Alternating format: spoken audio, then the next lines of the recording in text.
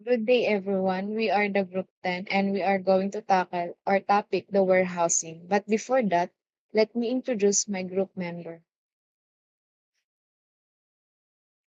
My name is Makutay Lea Rose, Marticio Giselle, Ugabang Mark AJ, Valesa Kian, and Yanok Alicia Marie.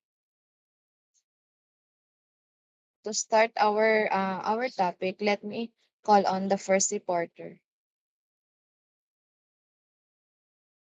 Warehousing and warehouse. A basic definition of a warehouse is planned space for the efficient storage and handling of goods and materials.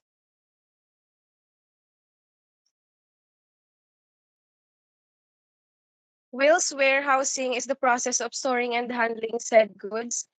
In that sense, we can use the words warehouse and distribution center interchangeably. Through a distribution center will typically be more advanced. Now let's move on to the concept of warehousing. So planning capacity. Space is a vital resource in any warehouse operation. Through capacity planning, the staff can assign areas where different products will be stored. The way they minimize wasted space and prevent unnecessary foot traffic. A well-planned warehouse arrangement also ensures items are picked and packed quickly. A warehouse company can employ different strategies to ensure an optimized and organized storage space. So, the importance of capacity planning in a warehouse, it focuses on how space is properly planned to store different products efficiently. Good capacity planning helps reduce wasted space, control foot traffic, and ensure that items are picked and packed faster. It helps the warehouse operate smoothly and stay organized. Next slide, please. The inventory management. Inventory management in warehousing is multi-tiered concept. It involves several processes. So inventory management is a key warehouse function. It involves different processes to make sure products are handled correctly from arrival to storage. Proper inventory management helps avoid errors, reduces losses, and ensures products are always available when needed. So, receiving and storage. This focuses on two main processes. Receiving and storage. Receiving ensures that incoming products are checked for accuracy and condition before being accepted. Storage refers to placing items in the correct bins or pallets using proper equipment. These steps help maintain an organized warehouse and make products easy to locate and move. Next slide, please. Retrieving and shipping. Once the warehouse receives an order, the staff retrieves the items and prepares them for outbound shipping. Similar to inventory management, this basic warehousing concept involves several processes. Order picking, the staff selects and retrieves product from storage for order fulfillment. It's crucial to perform this task quickly and accurately to avoid delays or product returns. Most warehouses use technology to shorten retrieval time and reduce picking errors and costs.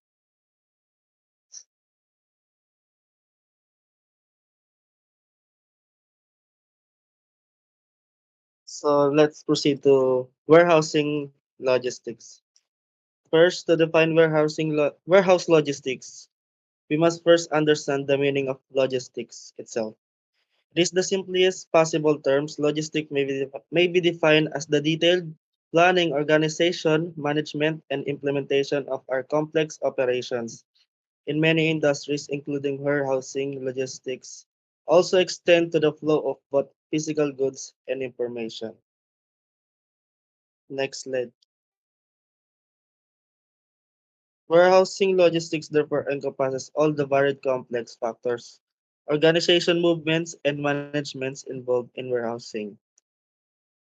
And warehousing logistics may also extend anything from warehouse pest control to damaged goods handling to safety policies to human resources management to customer returns. In other words, warehouse logistics involves all the policies, procedure, and organizational tools necessary to keep your warehouse operation running smoothly.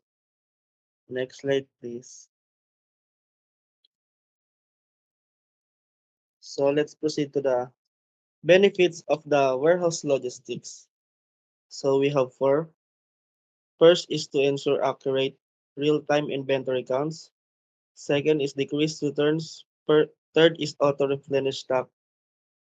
Fourth is maximize warehouse space. First, science you're accurate. Know how much inventory you have and its specific location within your warehouse. So is yung ano tawag dito? Yung ano sa first is alam mo kung nasan yung mga stock, alam mo kung nasaan nakalagay and bilang mo. So hindi basta-basta hindi puwedeng nakawin or mawala bigla. Next is the decreased returns. An accurate look at your inventory means sending the right item the first time. Since alam mo na kung saan nakalagay yung inventory mo and bilang mo, alam mo na rin siya kung kanino mo siya i-send sa tamang oras at sa tamang magde-deliveran sa tamang lugar. Next is auto-replenish stock. This is the first, ano tawag dito? Yung first in, first out, pumapasok din dito yon. Then, hindi ka dapat magpapaubos ng stock bago ka mag-restock. So, bago pa maubos, dapat is mag-restock ka na. Malalaman mo rin yan dahil sa first, ensure yung accurate yung paggabilang mo sa item or sa product.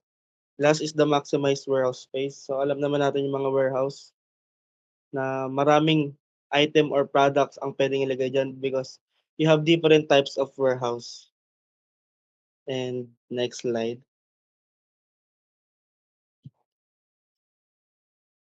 Factors that impact warehousing logistics.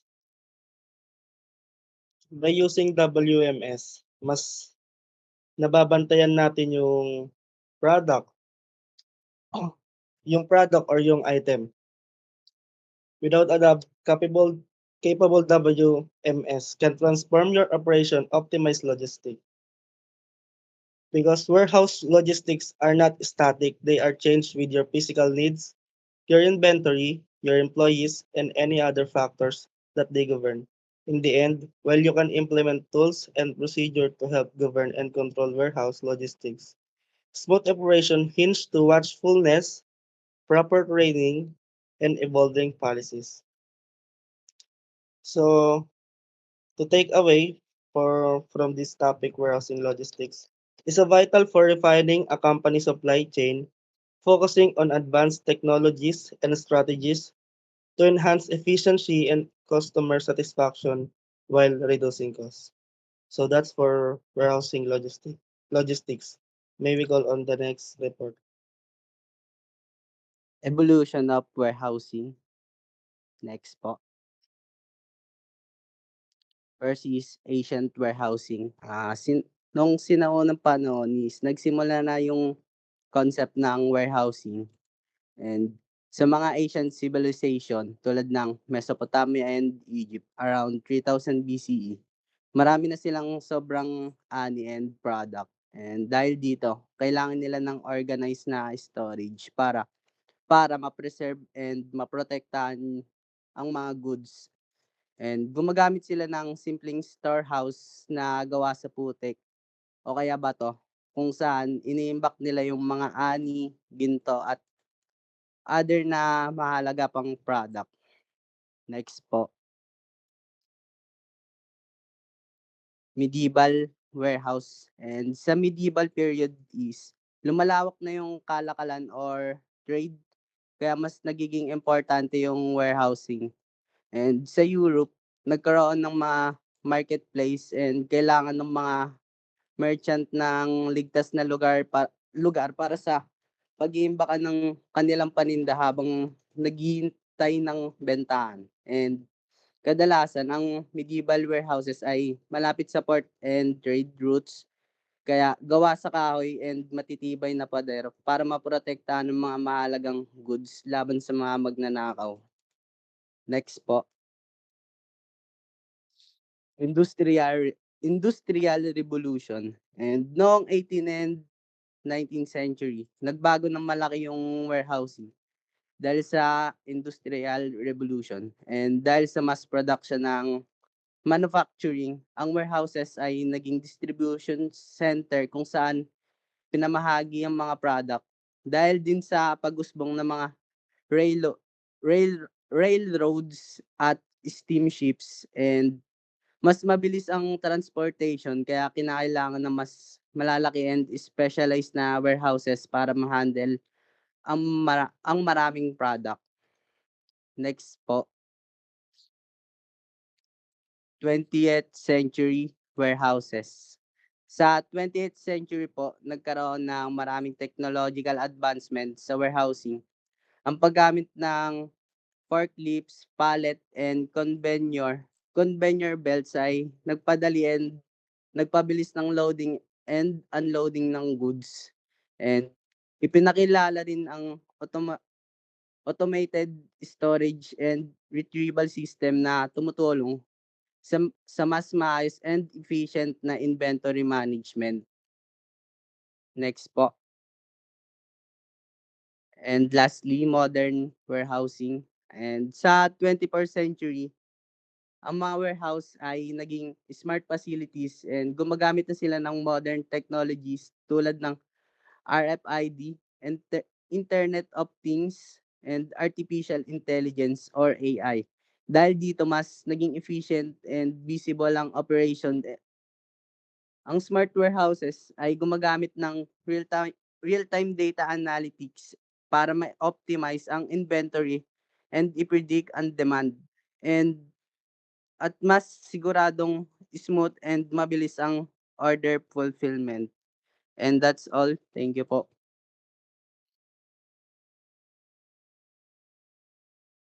Now let's talk about the function and objectives of warehouse. Warehouses are facilities na nagpe-preserve ng goods on the large scale in a systematic and orderly manner. They protect products from init, hangin, storm, at moisture, and they also help cut down losses due to spoilage and wastage. Pero hindi lang storage ang ginagawa ng warehouse ngayon. They also perform different functions na very useful for business operations. Here are the main function of warehouse. So first, we have the storage of goods.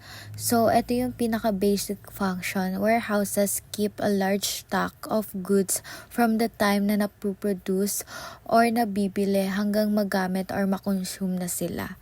Second, we have the protect of goods. So warehouses protect products from heat, dust, wind, and moisture. Meron silang special arrangement depending on the type of product, kaya mababawasan ang spoilage and wastage.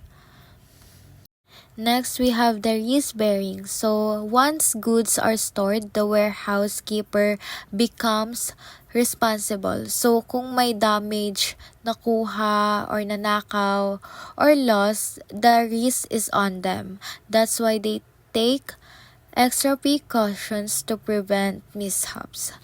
So, another function is the financing. So, kapag nagdi-deposit ka ng goods, the warehouse gives a receipt or resibo or a warrant. This warrant can be used as collateral for loans. Minsan, warehouses even provide short-term advances to depositors. Next, we have the processing. So, some goods need processing before consumption. So, examples are paddy being polished, timber being seasoned, and minsan, warehouses na mismo ang gumagawa nito for the owners. Next, we have the grading and branding. So, on request, warehouses can grade, brand, mix, blend, and product package. So, this makes handling and seller easier, lalo na sa mga manufacturers and importers. So, next, the last, we have the transportation. So, warehouses can also help with transportation. They collect goods from the place of production and deliver them to where they are needed. So, hindi lang storage but also movement of goods. So, in conclusion, warehouses are more than just storage. So they protect, finance, process, grade, and even transport goods. Because of these functions, warehouses are very important for smooth and efficient business operations. And that's all for my report. Thank you. So let's proceed to types of warehouses. Next po. First is private warehouse. A warehouse operated by one business with full control over operation and inventory. This warehouse is best for large businesses with steady inventory needs.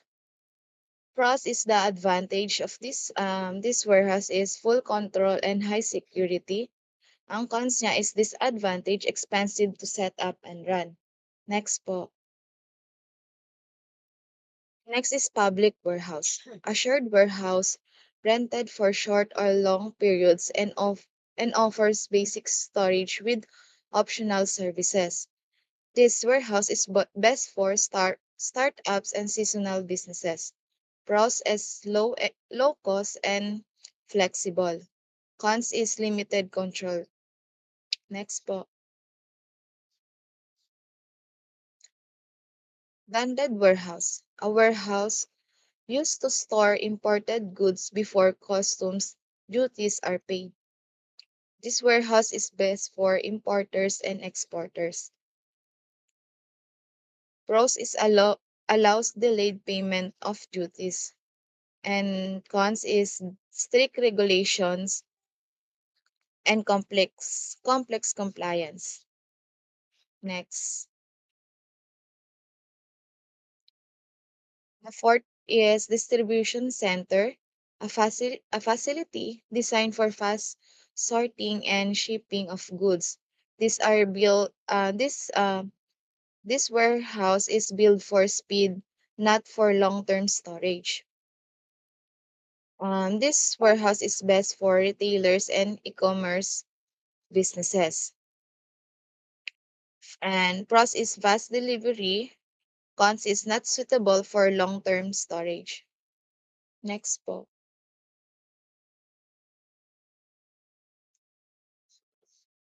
Next slide. Next is fulfillment center, a warehouse that handles packing and shipping of online orders directly to customers. This warehouse is best for online sellers and DTC brands. The pros of this warehouse is end-to-end order processing, and the cons is less control over operations. Next po. Next is cold storage warehouse. A warehouse with control low temperature to protect perishable products.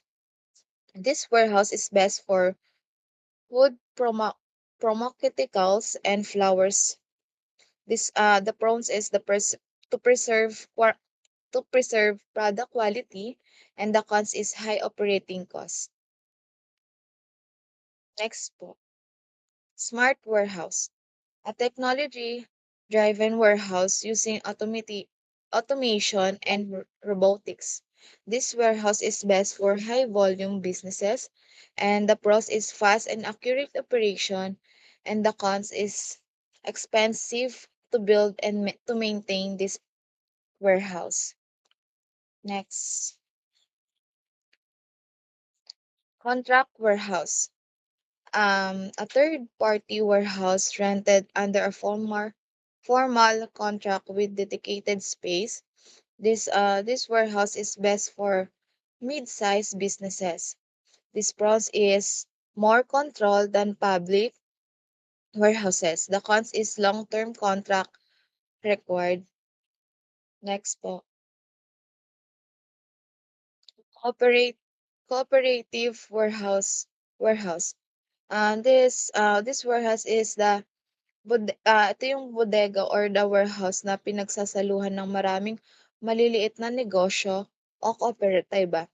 A warehouse owned and shared by multiple business or cooperatives, best for farmers, small producers, and local brands. The pros is cost sharing and affordability, and the cons is difficult to manage. Next po, cross-docking warehouse. Bodega kung saan mabilis na inililipat ang produkto, flow through warehouse that quickly move from inbound to outbound with little or no storage or a space. The pros is retail. This warehouse is best for retailers with high turnover. The pros is save times, cut storage costs, and the cons is not deal if inventory stays long. Next po.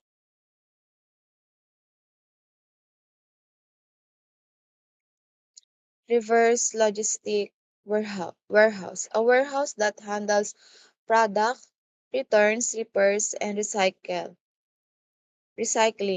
Best for This warehouse is best for e-commerce, electronics, and warranty items. The pros is recovers value from return products, and the cons is this warehouse is complex to manage. Next po. Hazmat warehouse. A specialized warehouse designed for hazardous materials. This warehouse is best for chemical and medical industries. The pros is meets legal and safety requirements, and the cons is expensive and highly regulated. Next po. And last but not the least of the types of warehouse is buffer or interim warehouse, a temporary warehouse used for overflow or during production transition. This warehouse is best for manufacturers and growing businesses, and the process prevents production delays, consistent temporary solution only. And that's all for my part. And these are the reference. And that's all for our report from Group 10. Thank you po.